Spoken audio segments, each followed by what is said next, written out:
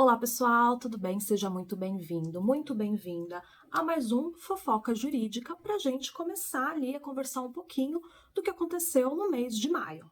Mês de maio, a gente já está se aproximando ali do meio do ano, o que me assusta um pouco, mas vamos lá, o Brasil é um país muito, Muita coisa acontece aqui, tem umas coisinhas polêmicas que eu separei para a gente conversar um pouco, sempre, fazendo aquela ponte com o direito, falando um pouquinho, da fofoca e a relação jurídica, que ela tem.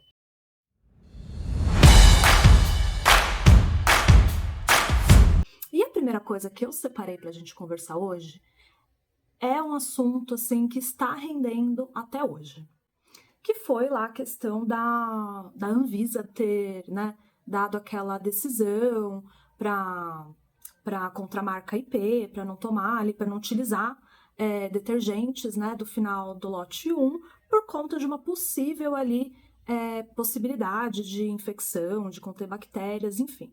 E aí isso gerou um grande caos. Um caos. Porque todo mundo começou a falar que era questão de política, que era para prejudicar a IP e não sei o quê, e aí virou um verdadeiro tumulto. Então as pessoas começaram a postar na internet bebendo detergente, tomando banho de detergente. Tinha pessoas que, vai saber se era detergente mesmo, vai que a pessoa colocou leite no negócio, estava tomando só para fazer o vídeo, mas para engajar, porque hoje tudo é sobre engajar, mas tinha gente que fazia vídeos ali mostrando que era o final lote 1, que foi o lote que a Anvisa, determinou que não fosse utilizado, determinou o recolhimento, a troca, enfim, e aí as pessoas começavam a passar, a tomar banho com aquilo, e foi um verdadeiro caos. Caos. Então, para a gente relembrar um pouquinho como tudo isso aconteceu, então, a Agência Nacional de Vigilância Sanitária, Anvisa, determinou na quinta-feira, dia 7 de maio, então foi o começo do mês de maio, já foi assim, caótico, o recolhimento de produtos, lava-louças, detergente, sabão líquido, para roupas e alguns desinfetantes da marca IP, todos com numeração final 1. Os itens foram fabricados pela empresa Química Amparo, que fica localizada em Amparo, São Paulo, e aí teve uma reportagem do Fantástico que mostrou lá essa empresa em Amparo, e aí mostrou um monte de material enferrujado, corroído, enfim, mais caos. E aí a medida, que a Anvisa propôs incluía ainda a suspensão da fabricação, comercialização, distribuição e o uso dos produtos. E a decisão foi tomada, a partir dessa avaliação técnica de risco sanitário, conduzida pela Anvisa, em articulação com o Sistema Nacional de Vigilância Sanitária, após uma inspeção conjunta, realizada ali pela Vigilância Sanitária de São Paulo e a Vigilância Sanitária de Amparo, na última semana. E aí o Brasil definitivamente, parou, entrou-se, numa realidade paralela. Depois que a Anvisa suspendeu os lotes dos produtos da IP por esse risco de contaminação bacteriana, a internet resolveu transformar uma questão sanitária em uma guerra política. Então, o que aconteceu? O resultado foi tão absurdo quanto perigoso. As pessoas começaram a gravar vídeos bebendo detergente, a gravar vídeos tomando banho de detergente. Teve um ator da Globo, não vou lembrar o nome dele, que ele deu um depoimento que ele faz... Ele enche a banheira dele de detergente, e toma banho, e papapi, papapá. Foi parecido com aquela situação da Havaianas, da Fernanda Torres, quando ela fez aquele comercial, e aí depois gerou um caos político e todo mundo começou... Todo mundo não, as pessoas, que pensam dessa forma, começaram a cortar as Havaianas num país onde tem muita gente que você anda na rua que a pessoa não tem um calçado para calçar. Então, assim, virou um verdadeiro caos. Foi similar. Então, esse caos da IP foi muito parecido com o da Havaianas. Então, os negacionistas, começaram ali, os mesmos que cortaram as Havaianas, começaram a beber detergente, a tomar banho de detergente. E aí, todo esse caos político, saiu aí um comunicado oficial do ministro da Saúde, Alexandre Padilha, que ele... o que ele falou? Bactéria não é questão de esquerda ou de direita. Tipo, galera, é um risco sanitário, se proteja e proteja quem você ama. E assim, o que acontece? O que a Anvisa, a decisão, fez? Olha, tem esse risco de contaminação, não usem o lote final 1. Só isso. Não é para você parar de usar a marca, não é para você nunca mais usar a marca, é só realmente uma questão de um risco sobre esse lote em específico. E aí foi o que gerou esse verdadeiro furdunço. Virou essa questão política, e aí muitos têm chamado isso, como a gente já viu em vários outros casos, como a gente já viu anteriormente, o negacionismo ideológico, enfim, caos, caos, caos. E aí ficou um questionamento muito importante que a gente precisa pensar, né? Que é a completa erosão da confiança em instituições técnicas, em instituições sanitárias. Porque as pessoas não confiam nessas decisões, elas começam a fazer esse verdadeiro caos que foi essa questão da marca IP, tá bom? Saindo desse ponto polêmico aí, que ainda vai render muito, temos outra questão aqui para falar sobre esse mês de maio, que está caótico, mas agora estamos nos aproximando da Copa do Mundo, então eu separei uma notícia interessante, mas que envolve futebol, e a gente vai entrar meio que nesse mundinho agora. Olha só, aquele atacante que jogava no Palmeiras, o Dudu, ele foi condenado pela Justiça de São Paulo a pagar 50 mil reais de danos morais à presidente do Palmeiras, Leila Pereira. Para essa mulher, para Leila, 50 mil não deve ser muito dinheiro, né? Mas enfim, ele foi condenado a pagar esse valor. E aí eu fui pesquisar o que aconteceu. E a decisão aconteceu após publicações feitas pelo jogador nas redes sociais durante a sua saída turbulenta do clube em 2025. Então, na época, Dudu publicou uma mensagem atacando a Leila e escreveu a famosa sigla VTMC. O jogador tentou alegar na justiça que a expressão significava "vim trabalhar no Cruzeiro", o juiz simplesmente não comprou essa versão. Para a decisão judicial, a publicação ultrapassou os limites da crítica esportiva e virou uma ofensa pessoal direta. Leila Pereira havia pedido 500 mil reais de indenização e também queria que Dudu fosse obrigado a publicar a sentença em suas redes sociais, para humilhar. A justiça reduziu o valor para 50 mil e negou a obrigação dessa postagem. Mas o mais interessante aqui é o aspecto jurídico dessa história. Então, muita gente acredita que as redes sociais é uma terra sem lei, é uma terra sem ninguém, que você pode vir xingar todo mundo, xingar as pessoas, ofender, e que não vai ter punição, não vai ter repercussão, não vai acontecer nada. E não é bem assim. Então, claro, não é tudo que é uma ofensa, né? Mas que nem nesse caso do Dudu, fica claro. Ele teve a intenção de ofender, era uma saída turbulenta, ele foi lá e explicitamente falou dela, da pessoa Leila, e a ofendeu. Então, esses casos, né, são bons para a jurisprudência para mostrar que ofensas nas redes sociais, elas geram, sim, danos morais, tá bom? Então, esse caso eu separei que eu achei interessante, saiu aí recentemente no mês de maio, envolvendo aí o Dudu e a presidente do Palmeiras, a Leila. Tá? Aí só para fechar na sentença, o juiz ele entendeu que as declarações de Leila sobre a saída de Dudu, elas ficaram restritas ao âmbito profissional. Já as postagens do jogador foram consideradas agressões pessoais que atingiram a honra e a imagem da dirigente. Então, outro ponto importante na decisão foi que ela mostrou, né, como o judiciário passou a tratar as redes sociais como uma extensão da vida pública real. E esse é o ponto. Isso é uma questão de jurisprudência. Porque antigamente muita gente achava, via postagem impulsiva, como algo menor. É um desabafo, não é nada, ninguém olha a rede social. Só que hoje não. Um stories, um tweet ou um comentário, ele pode gerar sérias consequências jurídicas. Tem que ser penalizado. No futebol, é importante a gente falar que isso ganha ainda mais força, né?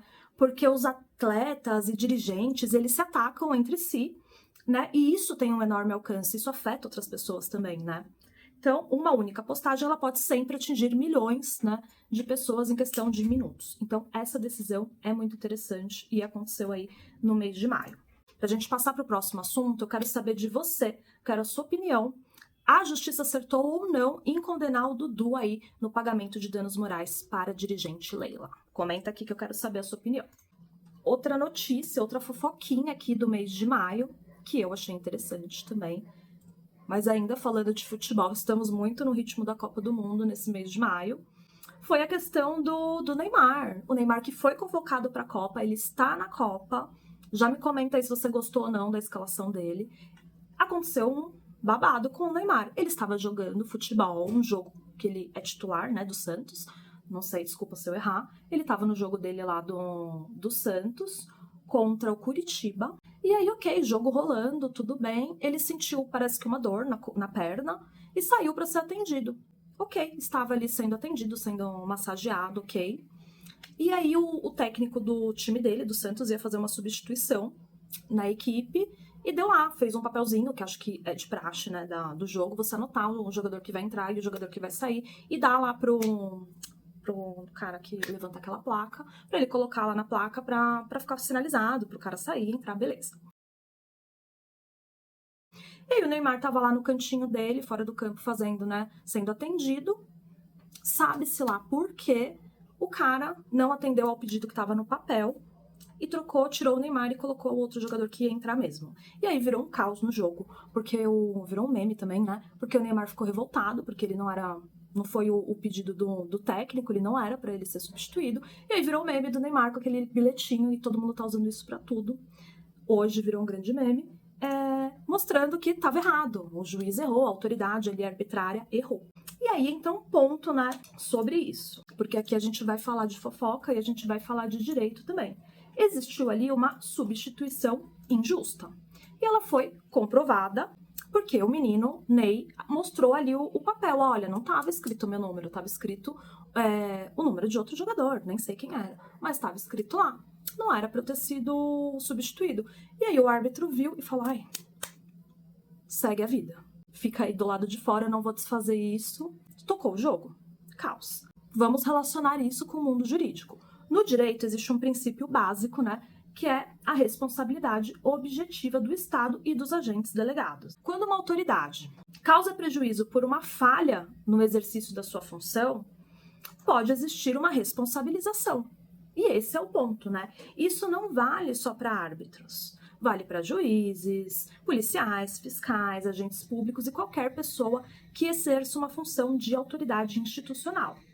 E aí entra um ponto importante, né? A autoridade, né, a figura do árbitro é uma autoridade ali perante o jogo. A autoridade não significa perfeição. Pode existir erros. E os erros, quando ali, né, percebidos na hora que aconteceram, né, no momento, eles podem ser, né, revistos imediatamente. Mas não foi o que aconteceu. A autoridade se fingiu, fez a egípcia e seguiu ali seguiu a vida. Ai, segue o jogo, finge que não foi comigo, né? Só que ficou aquele caos, né? Quando uma autoridade ela erra, ela, principalmente de forma evidente, que foi o caso que aconteceu, a confiança no sistema começa a ser completamente abalada. No judiciário, isso acontece constantemente quando temos prisões indevidas, decisões injustas, sentenças, né, acórdãos contraditórios, e na administração pública, em autuações ilegais, por exemplo. No esporte, também estamos vivendo isso, né, em decisões que comprometem a lisura da competição, que foi exatamente isso que aconteceu com o Neymar. Então, a reação internacional mostra algo interessante. Lá fora, o foco não foi apenas o Neymar perdendo a cabeça, né, mostrando lá o bilhete, um meme. O foco principal foi o abuso institucional, e isso foi muito comentado, do erro da arbitragem e de nada ser feito no momento, né? Ai, não podia pôr um VAR desse momento e alterar? Porque quando quem deveria controlar a situação criou, né, a própria confusão e o problema deixa de ser individual e passa a ser ali estrutural. Então fica esse questionamento sobre autoridades quando elas erram, que elas têm ali que rever as suas decisões, inclusive se é um erro que foi percebido ali na situação, corrigir. Gente, todo mundo erra, autoridades não são perfeitas e pode acontecer. Isso acontece muito no Poder Judiciário, nas instituições administrativas. Isso é o que mais acontece, ainda mais aqui no Brasil, né? No final, esse episódio todo com o Neymar, além de ter virado um grande meme, virou ali o símbolo de uma discussão muito maior, até que ponto erros de autoridades podem ser tratados apenas como falhas humanas e em que momento pode ali existir, né, responsabilidade sobre, né, as falhas, né, causadas. Então, fica esse ponto também. Agora, para a gente encerrar as nossas fofocas do mês de maio, o assunto que todo mundo tá falando, e se não tá falando porque não gosta dela ou dele, é porque é fofoca e o povo fala, foi o término da Virgínia com o Vini Júnior. Ó, meu Deus, Samantha, por que você está falando isso? Não acompanho, não gosto, mas tem uma questão jurídica que a gente precisa conversar aqui. Então, o assunto que parou a internet, ai, nem sei se parou tanto, mas deve ter parado, né? Porque tudo dela para. Nos últimos dias foi o fim do relacionamento da Virgínia Fonseca com o Vini Júnior, que foi convocado para a Copa também, eu acho. vai aparecer aqui se ele foi. Depois de 7 meses juntos, muito tempo, o casal anunciou o término e claro que a internet, né, entrou numa combustão tentando entender o que aconteceu. E aí eu vi várias coisas, que ele traiu ela e ela não ia aceitar isso, não sei o que, nem sei se é isso mesmo. A Virgínia foi a primeira a se pronunciar, porque a vida dessas pessoas é sempre um depoimento, é sempre uma postagem. Em um texto publicado nos stories, ela disse que aprendeu a não negociar aquilo que considera inegociável. E afirmou que prefere encerrar ciclos com maturidade, quando algo deixa de fazer sentido. A influenciadora também pediu respeito e disse que escolheu virar a página. O que mais chamou a atenção foi o tom da mensagem. Então, sem citar traição diretamente, a Virgínia deixou no ar, e eles sempre fazem isso, né? Que é para engajar, se existiriam ali limites ultrapassados dentro da relação, se houve ou não traição. E aí começou uma avalanche de especulações nas redes sociais. Poucos dias depois, o Vini Júnior quebrou o silêncio, apareceu lá nas redes, publicou uma foto junto com ela, que é a foto que vai aparecer aqui para vocês, escreveu uma mensagem carinhosinha, agradecendo os momentos vividos. Ele afirmou que o relacionamento foi marcante e agradeceu por ela ter dedicado parte da vida a ele. Enquanto isso, né, teve ali rumores sobre supostas influenciadoras, aí saiu várias coisas que ele estava chamando umas modelos para ir pra casa dele, para sair com ele, ai, mó bafafá, enfim, o povo desmentiu isso daí. Só que tem uma questão aí. Além dessa fofoca toda, né, esse caso levanta um ponto jurídico. Sabe qual que é? Quando relacionamentos extremamente expostos acabam ali entrando em cena, o direito à personalidade, exposição excessiva nas redes sociais, danos à imagem, fake news e até responsabilidade civil por boatos divulgados sem prova. Então, esses são pontos muito importantes que todo término de relacionamento bafônico, né, vem à tona. Hoje, um término de uma celebridade, ele deixa de ser apenas um assunto pessoal e ele vira praticamente um evento público, né? Com consequências emocionais e jurídicas. E a internet, claro, já escolheu lados, já tem o culpado, ela já condenou, né? A internet sempre condena. Tem gente defendendo a Virgínia, outros defendendo o Vini Júnior e muitos, né, apontando a pressão das redes sociais, né, por desgastar a relação que viviam ali sobre sempre fortes holofortes, né? Só que, gente, puta merda, a menina morava... Ai, nem sei onde ela mora. Se é em Curitiba, em São Paulo, enfim. Mas tinha que ir pra Madrid sempre, aí tem os filhos, sabe? Ai, a logística tava péssima. Agora eu quero saber a opinião de vocês. Vocês acham que relacionamentos tão expostos aí às redes, à internet, eles sobrevivem a essa pressão da internet? Ou chega uma hora que a vida pública, né, ela pesa mais do que o sentimento? Esse foi mais um vídeo das fofocas aqui do mês de maio, que está bombando na internet. Falamos muito de futebol, esse foi um vídeo mais atípico, né?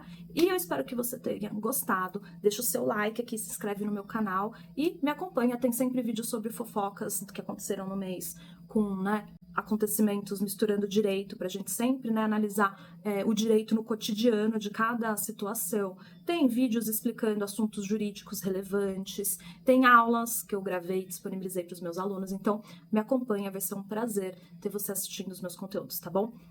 Eu sou Samantha Rangel e mais um vídeo aqui sobre as fofocas jurídicas que estão bombando no mês de maio. Beijo!